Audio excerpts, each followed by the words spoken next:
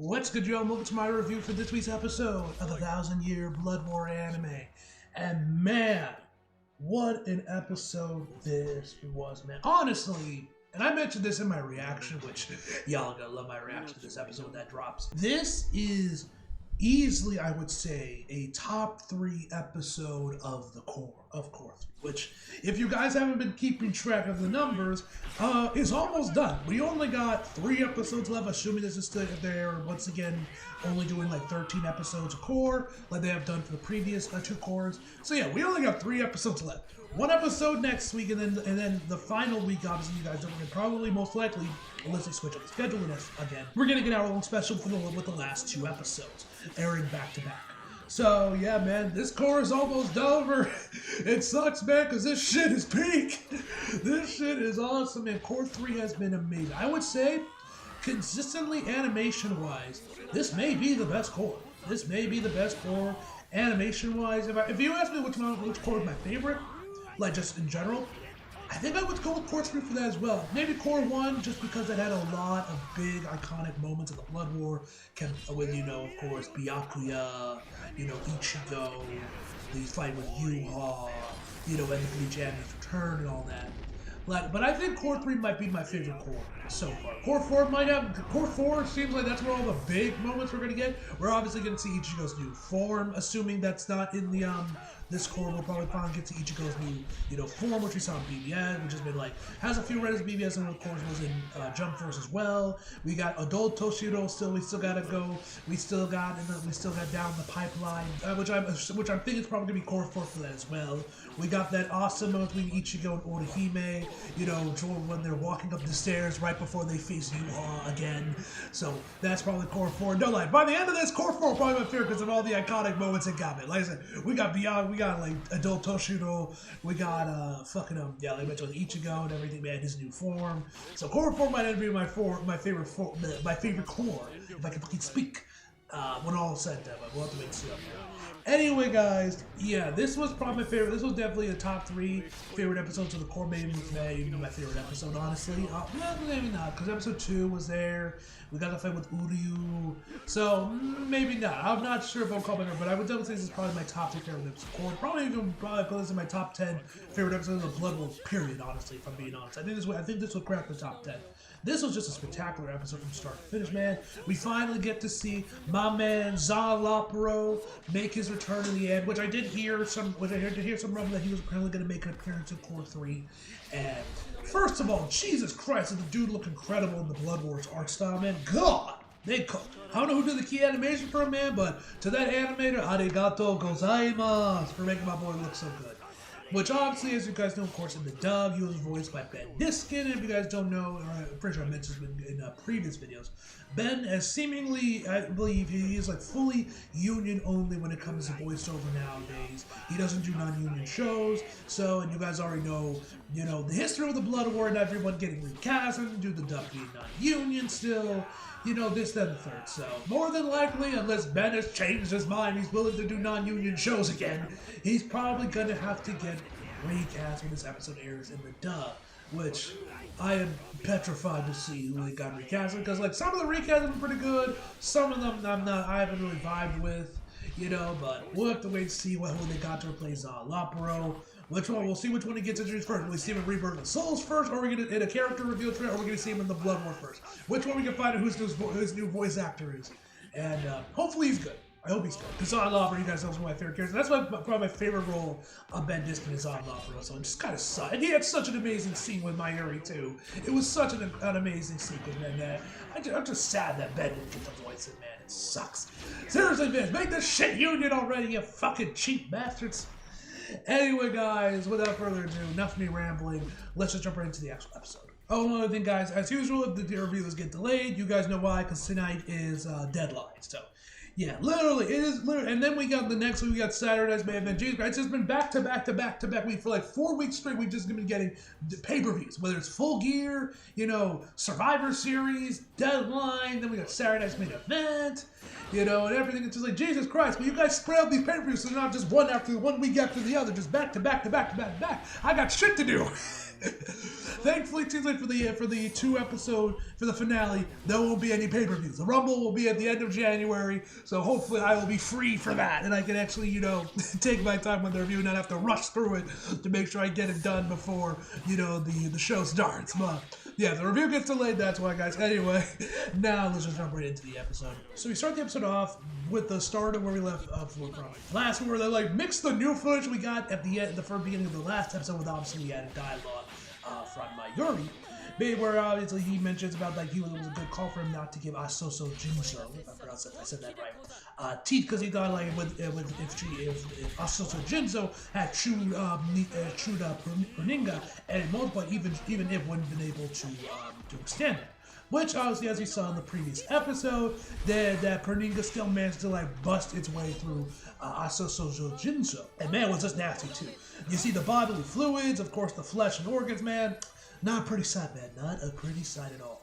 So then we see Perninga. First of all, shout out to Perninga Seiyu, man. That laugh was some Joker type shit, man. If Perninga's Seiyu ever voiced the Joker or anything, like, did he ever like dub some of the old like DCAMU movies that he voiced Joker in like the Dark Knight, do dub over his audio for the Japanese dubs of like the Dark Knight or something? Or something, man, because God, that laugh was insane. And we actually finally get to see Perninga with a Quincy bow using it. And as Perninga declares, you forgot, Perninga is a Quincy. Me can kill enemy with bow and arrow. And Mayuri tells Perninga that he didn't forget. He was expecting the Sultan's Avatar to shamelessly declare itself a Quincy. And then we see Perninga like regrow the missing fingers that Mayuri had previously cut off. Then Perninga starts like having like a bunch of Quincy arrows from like each one of his fingers start firing arrows that with nerves attached. So Mayuri is trying to dodge them. One of them gets to his arm, but she cuts off or like blows up his arm. And then one of them like manages to dodge them, ends up getting with the nerves that were already on the floor, end up being used to like redirect the trajectory, and it starts coming towards him from behind. And so Mayuri's like, oh shit, I can't dodge, this one's gonna hit me. But then Nemu comes in clutch, grabs the arrow, chops off her fucking arm before falling down to the ground, and Mayuri grabs her and gets him back to high ground. Which definitely Nemu was the big like showcases after this episode was definitely centered around her. We finally got to see her origins a bit, like how Mayuri had created Nemu, and that it seems in Mayuri's weird-ass way he does genuinely care for Nemu, possibly as a daughter, because it's, you know, he is her creator. It seems he does have love for Nemu. Judging from like once he finally gets back up, he calls her a fool, and he tells her, I didn't order you to come help me. If you had fallen to the ground, you would have turned to a meatball. And then Nemu says, I judge that you needed a shield in this battle. Mayuri then tells her, I don't recall ever teaching you to assist me at your own discretion. Mayuri tells him that, no, I never taught that. And Mayuri tells her that, are you saying that you learned on your own without me teaching you? And then he says, Nemu, or rather Nemuri number 7. Ever since Ichigo and his bunch showed up, you have been through a great many battles, and I have taught you too many things. Do you understand the toll it would take on you to develop the next you into what you are now? Nemu says she doesn't. And then Mayuri screams, if you don't understand, then don't act on your own judgment. You don't die on your own judgment. I tell you when to die, you will die when I order you to die. And then we get a quick flashback that was basically when Nemu first got born. And I have to say, Mayuri's design we see in this version when he was like creating Nemu, man, I fucks hard with this version of Mayuri. I fucks hard with this design of Mayuri. But anyway, man, yeah, with lines like this, it does make me, it's like when he's like, do you realize the told me if I had to, I think he means like if you had to rebuild her. It's like lines of that which makes you think that that's Mayuri's way of telling my Nemu that he genuinely cares for her, you know, which I definitely was not expecting, man, given how Mayuri has treated her, you know, throughout the rest of Bleach. He just treats her like a machine, a slave, basically. So it was kind of shocking once episode that it seemed like that he does genuinely care for Nemu, and, you know, doesn't want to rebuild her. Though, to be fair, there's nothing stopping him from doing so, and he'll probably will, to be fair. He'll probably build Nemuri number 8, which maybe might still give us hope for our Uryu Nemu shippers. I mentioned that a couple times in my review. I sound like I'm some hardcore, supporter and like devoted, advocate for the Nemu and Uryu ship, but I'm really not. I'm really not. I remember I'm a very casual fan of that ship. I just remember that I did genuinely enjoy those two, and I did start low-key shipping them when I was watching the Soul Society arc. Will that happen? Doubtful. I wouldn't be surprised if Uryu was completely alone by the end of the series when we get to once we get to that point. But we'll have to wait and see. That maybe there's still hope for us that Uryu and Nemu will become a thing. But we shall see. We shall see. Anyway, and before we jump right back to the OP real quick, back to the episode, excuse me. Real quick, I noticed, I don't know if you guys noticed as well, but they actually did update the OP slightly. We're around the start of it, man. They actually added both of Perninga's as well as Bato, I believe, whoever the sniper was, both of their full standings or their true forms into the OP, which I had to watch away. I'm like, yeah, which I had to check, was that there before? And I was like, nah, that's new. So yeah, they did slightly update the OP a bit. Anyway, when we get back to the episode, Nemu hands Mayuri the Hoji Kuzai, if I pronounce that right. Basically, it's like one of Mayuri's many medicines that he has created. It's basically a glorified healing potion, basically, that regrows limbs. As Mayuri and this is how Mayuri and Nemu regrow their arms, which definitely wasn't pretty to look at. It just morphed right back into human form. But hey, would you expect anything less from Mayuri? And so, as they continue onward, Mayuri asks, you notice I didn't even bring it with me, and Nemu says that, he didn't go through the medicine camp like he always does right before battle, so she went and grabbed it for him. And he's like, how observant of you. It's rather creepy. Which I'm like, that's rich coming from you, Mayuri. Your whole shtick is being creepy, man. But whatever the case may be, they once again return to the fight with Perninga. Animation here looked really fucking good as we saw Mayuri flying around on his jetpacks, where he explains to Mayuri that he sprayed this highly concentrated anesthetic over a wide area to take out the various nerves that are connected to the arrows that he is firing at him. And he doesn't know how this will affect the main body of the enemy. But during his last exchange, he measured the nerve density of its arrows, and at the contrary he's certain that it can definitely neutralize the arrows. Although being at this high country, it will affect Mayuri slightly. So basically telling Nemu, all of Nemu is literally running down a building, and we see her jumping from rooftops, man. The shot of her when we see her just rushing down the building like something, it's some shit out of Sonic Adventure 1, man. No, that was pretty good. That was probably one of my favorite shots in the entire episode. That was just Nemu running down the building. I really dug the look of that guy. Anyway, so as I was saying, Nemu's job, Mayuri tells Nemu that her job is to inject this nerve coagulation agent into one of the arrows to disrupt the network, and of course help take down Perninga, which he manages to do. Mayuri goes for the kill, but then we see that Perninga just chops off the finger that was starting to get infected, and obviously starts sounding like Kenpachi. And then Mayuri realizes, of course, it would sound like Kenpachi because, of course, Perninga did attack Kenpachi earlier, and then it absorbs the data of everything that its nerves are connected to. And it mentions that if its nerves have evolved to Kenpachi's level, then Nemu won't stand a chance with her reaction speed. So he tells Nemu to get out there as we see Perninga, I'm assuming evolve or something. Now the code is completely gone. His hand should come before it reverts back. So it seems like he was going through a Pokemon evolution or something real quick. And this is when we start to get Nemu's origins, where we kind of see what happened with her, the previous versions of the Nemuri project, where we see the female chick of the R&D program, I forget the chick's name, pulls up the vials or the jars that contain the first 3 versions of Nemuringa. And mentions how all of them had failed in the previous one, and then it wasn't until the 4th one where they got through to the fetus state finally. They also mentioned that there's this dude over there with bandages on his head, said that the Force technology helped out his head. I have never seen this character day in my life. I don't know if he was in any previous episodes and I'm just forgetting, or if he was just in the background and this is the first time he's spoken. I don't know. I've never seen this dude before. But he says that helped him with the Force. With the 4th helped him with his head. Then the 5th one was when it got up to 2 years old, or I think it was the 5th one was the fetus. The sixth one got to, yeah, I think it was the sixth one that got to 2 years. If I remember if I'm remembering the iterations correctly. Sixth one was up to 2 years before it died, and then of course Nemu was the seventh one, and we know it's completely outlived. The second one completely outlived its expected lifespan. And Akon mentions that Mayuri was over the moon with joy when he saw that Nemu had outlived that. And then we see Nemu charging up as she just launches herself towards Perninga, man. It was pretty insane. And also, like I said, the music was playing down during this part of the episode, man, was fantastic, man. Shagasu, and this goes on with the episode entirely, but the OST, the episode was fantastic. Sagasu cooked, man. Sagasu was cooking, man. And so we get to this scene where Akon and Nemu. At this point, Nemu looks like she's like 10 or something, if I had to guess. Where she's asking Akon why she thinks that that Mayuri is no longer calling her Nemuri number 7 and just shortening it to Nemu. And then Akon's like, why are you asking me? And then she tells that she thinks that even if she asked Mayuri, he wouldn't give her an answer. So Akon assumes that it's because he's embarrassed, which, like Mayuri, I'm shocked that Mayuri is even capable of feeling such an emotion as such.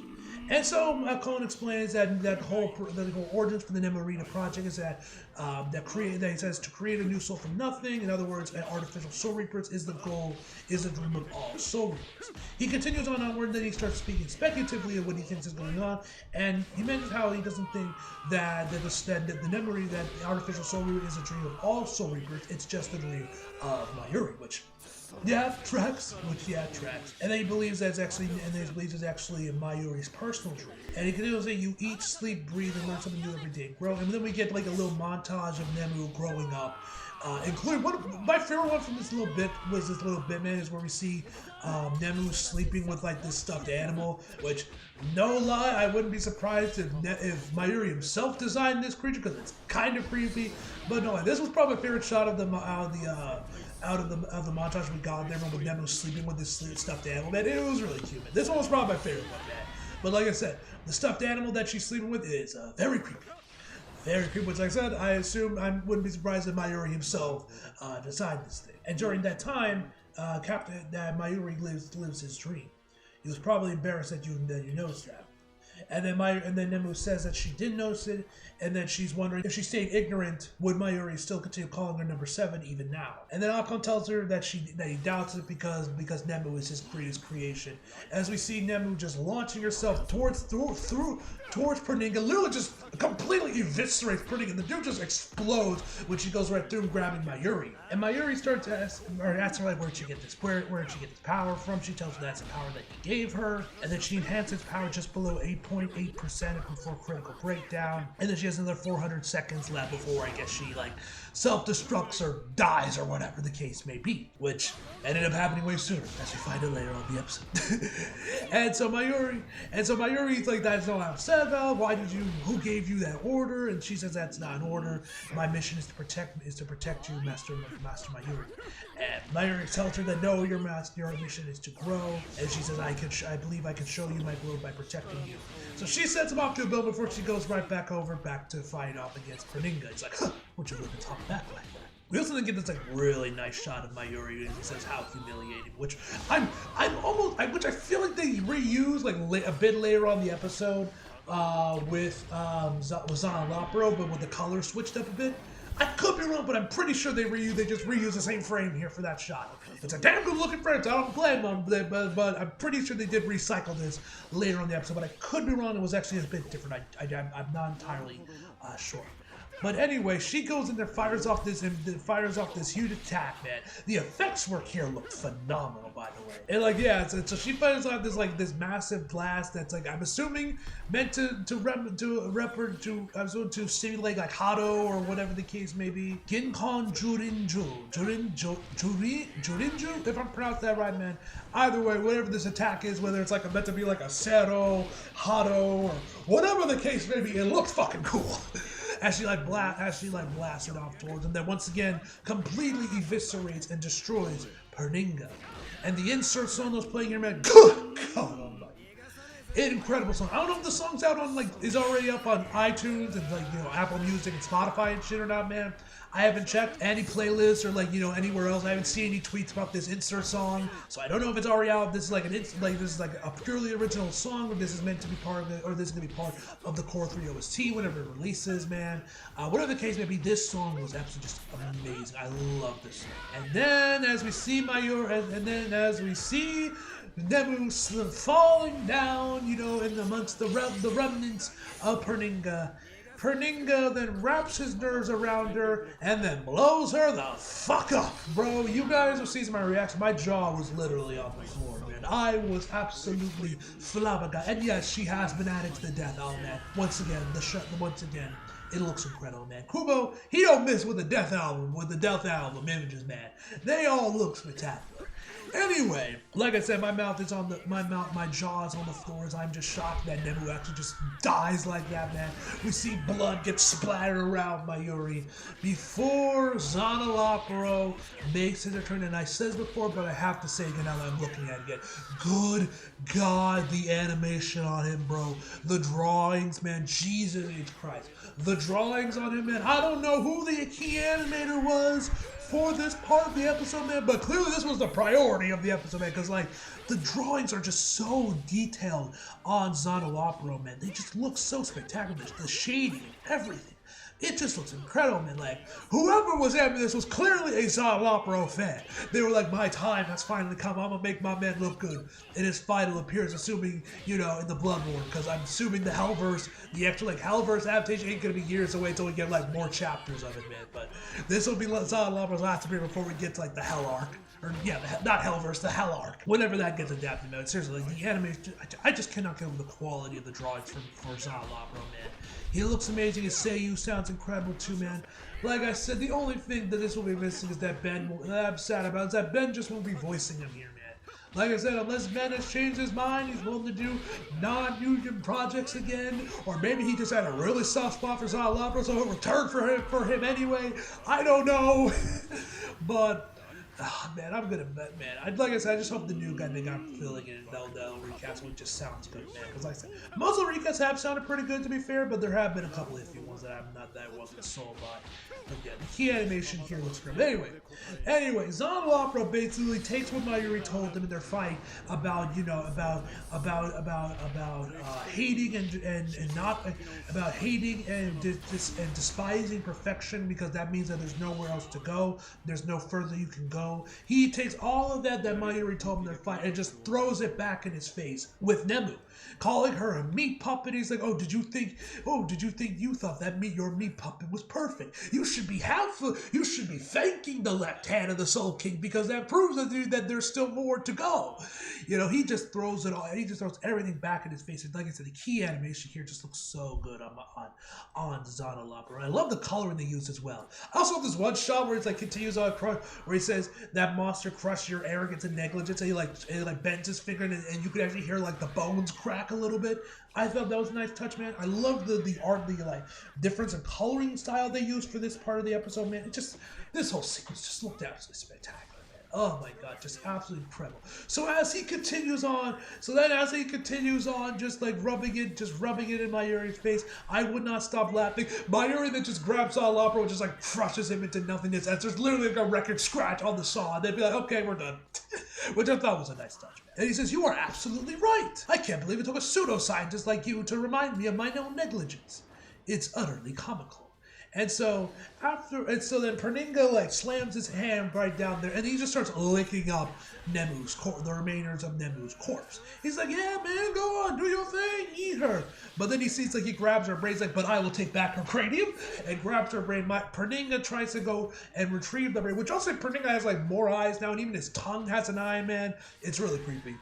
But then he like gets electrocuted a bit before he's basically just stun locked. And then Mayuri gives this whole explanation, but I'm not going to bore you with it. I won't even be able to pronounce half the words, half the medical lingo, the medical lingo he throws around, the jargon he just throws around there. All you need to know that that as he says right here, to rephrase it for you can understand, i.e. the audience, is that there is an organ inside Nemu's body that if it's ingested without her cranium, it will grow out of control and just self-destruct. And we see Perninga just explode, and there's blood everywhere, man.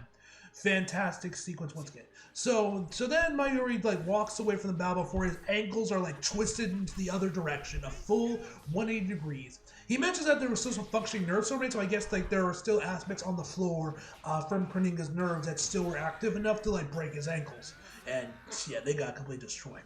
Anyway, he is then met by Yumichika and Ikaku as they take him back over to the area where like there are these like these capsules basically that have revived both Rangiku and my man Toshiro. Goshiro has finally made his return, but he is alive and well, which I remember when I was watching Court 2 be like, oh damn man, Toshiro dies, because you know he was at both him and Rangiku were both added to the death vow and everything, man. And then I literally completely forgot adult Toshiro was still upcoming, man. I literally completely forgot about adult Toshiro, and then it wasn't until later I was like, oh yeah, we still got adult Toshiro going up. How does Toshiro make his return from non-zombie fight? Well, there you go. There's my answer on how Toshiro. But I hope he keeps the Quincy drip, man. Man, that Quincy outfit, man, goes hard, man. That might be my favorite outfit from Toshiro, man. Toshiro is just dripped out, man. He's arguably the best dressed character in Bleach, man. All his fits go hard, man. I'm not gonna lie, but I was happy to see Toshiro finally make his appearance, and we also get to see Rangiku and Toshiro both wake up. He does tell Mayuri thanks, and before Ikaku and Yumichika put him in there, he tells him to put Kenpachi in the other one, and they both kneel before him and thank him for saving Kenpachi as they run off. And we see that also Mayuri has Nemu's brain just stuffed in his kimono, which does make me wonder if maybe after the Blood War is over, he's gonna rebuild Nemu, make Nemuri number 8 with her brain, so she still has all her memories and everything. We'll have to wait and see on that, on how he plans to rebuild Nemu or what he plans to do with her brain in general. But anyway, as the pot fills up, he celebrates ha ha ha! Kisuke Unohara, I have now finally surpassed you. It's unfortunate I cannot see the picture of I can't picture the look of envy on your face as he gets covered in the water of the pot. And that is where the episode ends before we get to the post-credit scene, where we see Lily Toto, Giselle, and Bosby finally invade onto the Quincy Castle, and finally next week we will see Bosby and Hoshwald face off. Man, we also get to see Bambi as well. She gets a quick cameo in there along with Candace, even get some impact frames, which is nice to see, man. Like I said, once again, guys, fuck Giselle, but I was happy to see Bambi again. Like I said, I didn't think we were going to see her all in Core 3, so the fact I've gotten 3 appearances of her, I am more than satisfied. I am more than happy with that, man. Hopefully we get one more appearance of Giselle in either Core 3 or Core 4, because Bambi's best is the best Quincy, and I want more Bambi. Give me more Bambi, you bastards. But anyway, guys, that is where I'm going to this video off. This episode was incredible, man. Easily probably my top 3 favorites of Core 3. Probably might be a top 10 favorite episode of the Blood War, period, man. Such an incredible episode, man. And yeah, overall, I give this episode a 10 out of fucking 10, ladies and gentlemen. As always, hope you guys enjoyed the video. Like if you did, subscribe if you're new. Follow me social if you feel like it. Link subscribe below. And as always, come back for more. See you guys next time.